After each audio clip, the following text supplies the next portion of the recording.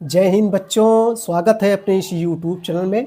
आज के इस वीडियो में हम कक्षा 12 के विद्यार्थियों के लिए हिस्ट्री या इतिहास के बहुत ही महत्वपूर्ण क्वेश्चन लेकर आए जो 2025 बोर्ड एग्जाम के लिए वेरी इंपॉर्टेंट रहेगा।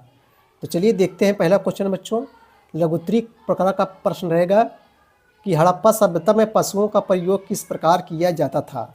यानी बच्चों जो है हड़प्पा जो सभ्यता था, हड़प्पा सभ्यता में पशुओं का प्रयोग किस प्रकार से किया जाता था, कैसे करते थे जो है पशुओं का प्रयोग। तो चलिए इसका उत्तर हम लोग देखते हैं।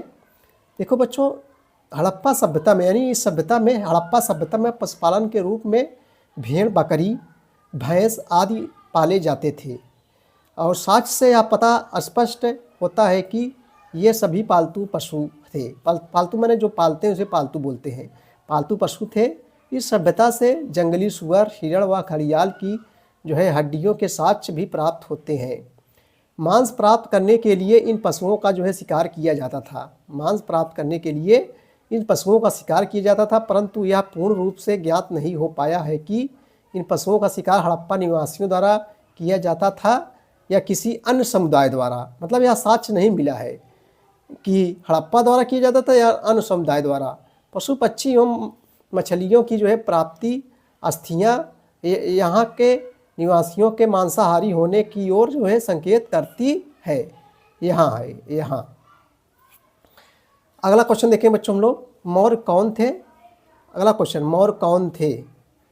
तो आइए इसका उत्तर हम लोग देखते हैं। देखो, मेगास्थनीज की पुस्तक इंडिका से मौर्यकालीन राजनीतिक, प्रशासनिक, सामाजिक, आर्थिक एवं सांस्कृतिक जीवन की महत्वपूर्ण जानकारी हम लोग को मिलती है। कौटिल्य का जो है अर्थशास्त्र मौर्यों के इतिहास का सबसे महत्वपूर्ण स्रोत है, जिसमें राजनीतिक एवं प्रशासनिक व्यवस्था की जो है उच्च व्यवस्था की गई है। परंतु मौर्यों की बच्चों यहाँ देखेंगे हम लोग, इसको नहीं देखेंगे, इसको काट दे रहे हैं। परंतु मौर्यों की उत्पत्ति के विषय में इतिहासकारों के बीच मतभेद है। इस संदर्भ में प्रचलित विभिन्न मत निम्न है। ब्राह्मण साहित्य तथा पुराणों में मौर्यों को जो है शूद्र माना गया है।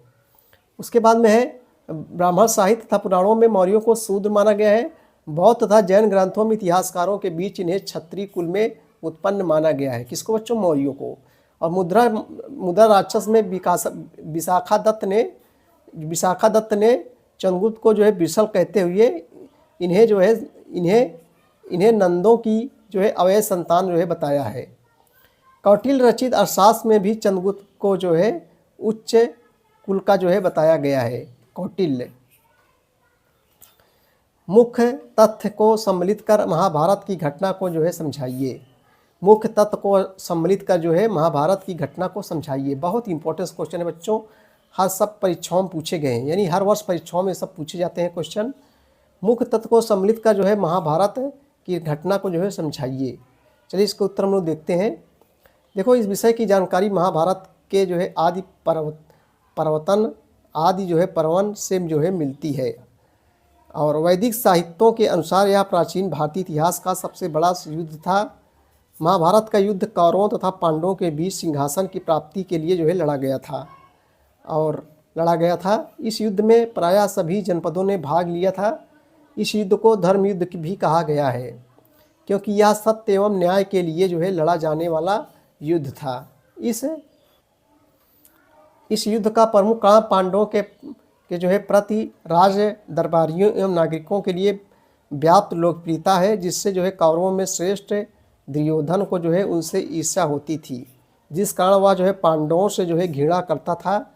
इस युद्ध के अंत में पांडवों के विजय हुई। महाभारत का युद्ध अधर्म पर धर्म की जीत का प्रतीक था। महाभारतकालीन समाज में वर्ग व्यवस्था को समझाइए। चलिए अगला क्वेश्चन देखेंगे हम लोग।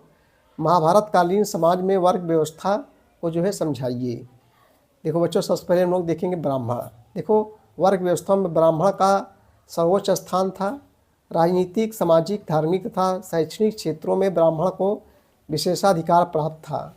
उसके स्वधर्म के अंतर्गत वेद पढ़ना और पढ़ाना, यज्ञ करना और करवाना तथा दान लेना या दान देना आदि कर्म थे। क्षत्रिय समाज में क्षत्रिय को दूसरा स्थान प्राप्त था। वे शासन और सैन्य काम करते थे। समझ रहे बच्चों, देखो जो क्षत्रिय काम था, समाज में क्षत्रियों को दूसरा स्थान प्राप्त था। वे शासन और सैन्य कार्य करते थे, यानी कार्य करते थे। राज्य और समाज की जो है रक्षा करना उनका कर्म था।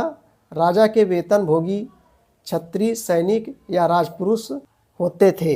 वैश्य, देखो यह वर्ण अपने उदय की पूर्ति के साथ साथ समाज की जो है अर्थव्यवस्था एवं भरण पोषण का भार वहन करता था। उनके प्रमुख कार्य में कृषि, पशुपालन, व्यापार आदि आते थे।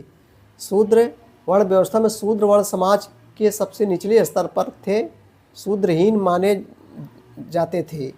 इनकी स्थिति जो है पशुओं से भी जो है दयनीय थी। समाज की सेवा का भार इसी वर्ण पर जो है था।